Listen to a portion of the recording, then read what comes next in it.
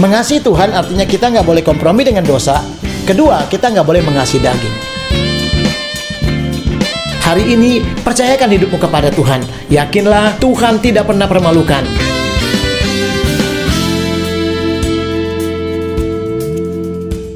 Shalom kekasih Tuhan, pagi ini kita kembali lagi berjumpa di dalam pagi yang penuh anugerah. Dan kita akan belajar renungan firman Tuhan.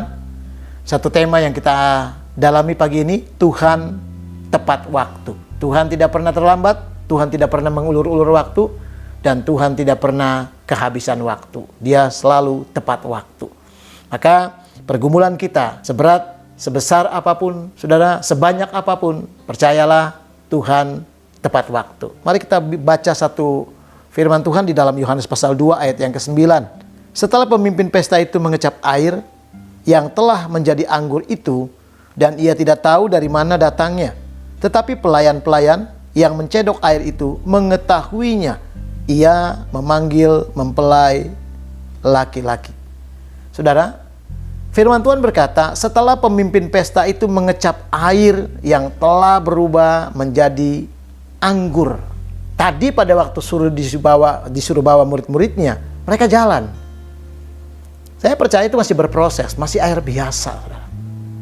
Murid-muridnya juga tegang. Karena kalau sampai di depan pemimpin pesta, dia kan orang yang akan tahu ini cita rasanya seperti apa. Seperti air anggur atau memang air biasa. Atau dia dibohongi, saudara. Perhatikan, saudara, yang saya ambil temanya, tepat waktu. Kenapa?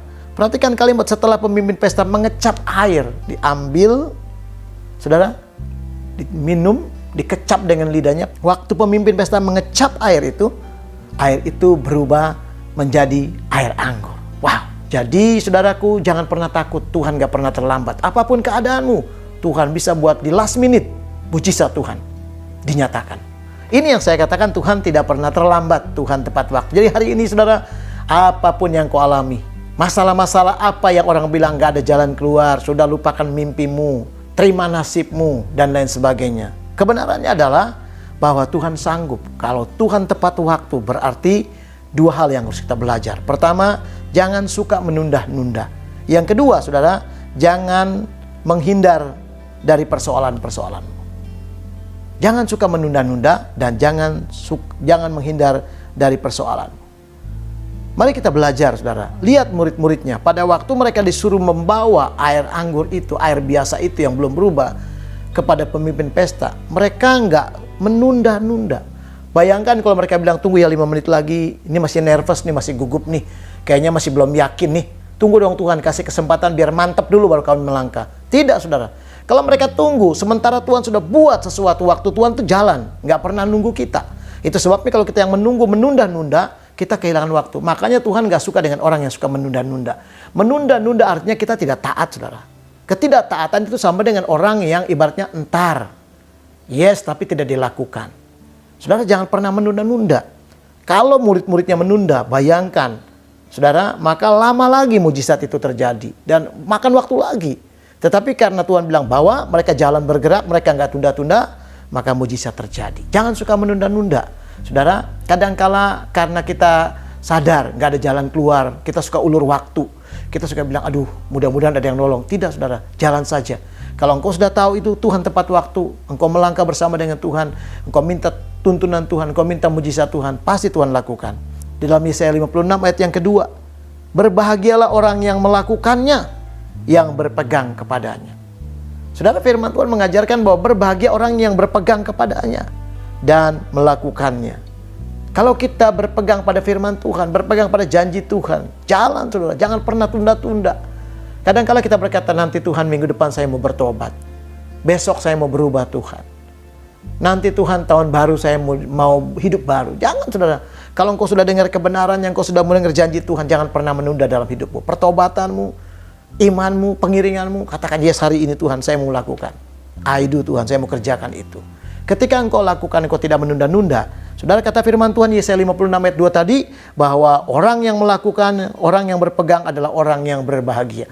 Anda mau berbahagia? Lakukan firman Tuhan dan berpeganglah di situ. Jangan pernah tunda, kerjakan itu. Maka di tengah-tengah persoalanmu, mujizat pasti terjadi. Kenapa? Karena Tuhan tepat waktu, saudara. Yang kedua, saudara, Jangan menghindar dari persoalanmu. Ada persoalan-persoalan yang kita hadapi, sama seperti murid-murid Tuhan tadi. Mereka disuruh bawa, arah perjalanan mereka udah jelas. Tujuan mereka menemui pemimpin pesta yang di depan mata mereka, karena mereka satu ruangan. Tinggal jarak berapa puluh meter mungkin. Wah, itu makin deg-degan, tapi mereka jalan terus. Mereka nggak pernah menghindar dari persoalan-persoalan. Coba kalau mereka bilang, aduh taruh aja tempayan ini, taruh aja ini, kita lari saja. Bisa saja itu terjadi, saudara. Tapi mereka tidak menghindar. Mereka bilang, hadapi, bawa semua tempayan-tempayan ini. Pasti kita nggak dipermalukan. Jalan saja, karena Tuhan kita berkuasa. Karena Tuhan sanggup melakukan mujizat. Sama seperti saudara dan saya. Kalau engkau juga menyadari seperti itu, jalan. Jangan pernah menghindar dari persoalanmu. Kadang-kala kita nggak pernah melihat mujizat di tengah-tengah persoalan karena kita lari dari persoalan. Karena kita mundur dari persoalan. Saudara, kita kalah sama semut. Makanya firman Tuhan berkata, belajar kepada semut. Saudara, lihat semut. Saudara perhatikan, ketika semut menemui rintangan-rintangan, saudara coba kalau dia lagi jalan, saudara taruh tangan saudara hambat, dia akan muter. Dia nggak berhenti, saudara. Dia cari jalan, tapi dia akan terus lewat itu. Bila perlu dia naik ke tangan kita, saudara. Dia terus lewat seperti itu. Itu namanya tidak berhenti, tidak menghindar, jalan.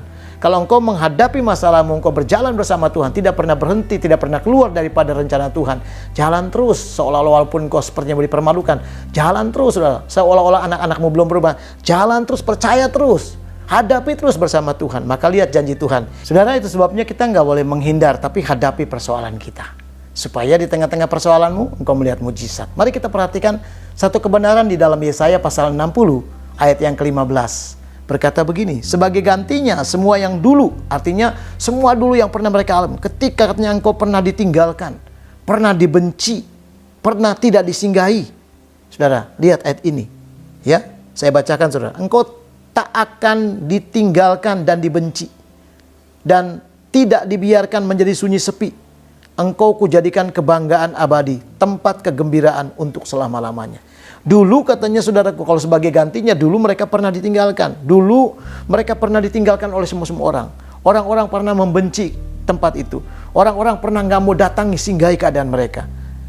Miris sekali saudara kalau keadaan kita seperti itu. Kita ditinggalkan orang, kita dibenci, kita nggak disinggahi. Orang nggak pernah mau lihat kita. Itu keadaan-keadaan kita. Tetapi kalau engkau tidak menghindar walaupun keadaanmu seperti itu, bersama dengan Tuhan, karena Tuhan tepat waktu, pegang janji Tuhan. Lihat ayat ini, sebagai gantinya semua yang dulu ketika engkau ditinggalkan, dibenci, dan tidak disinggahi. Perhatikan ayat ini, engkau menjadi kebanggaan abadi. Wow. Saudara, kebanggaanmu tidak cuma sebulan, 2 bulan. Engkau akan dibuat menjadi orang yang paling berbangga. Engkau akan bermegah di dalam Tuhan. Engkau akan berkata, Tuhan ternyata dahsyat sekali hidupku. Karena rancanganmu hebat. Engkau tidak pernah terlambat. Engkau Tuhan tepat waktu. Dan saudara, engkau tidak hanya menjadi orang berbangga. Dan kebanggaanmu tidak sementara, tapi abadi.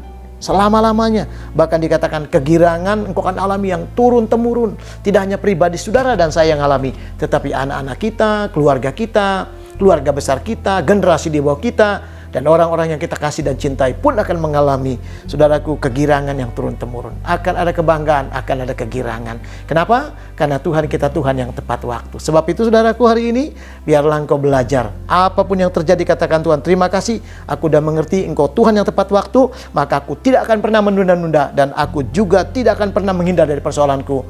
Maka aku siap menyambut berkat anugerah. Aku melihat pertolongan Tuhan yang hebat. Tuhan Yesus memberkati kita semua. Dimanapun dan apapun yang kau kerjakan, dibuat Tuhan beruntung dan berhasil.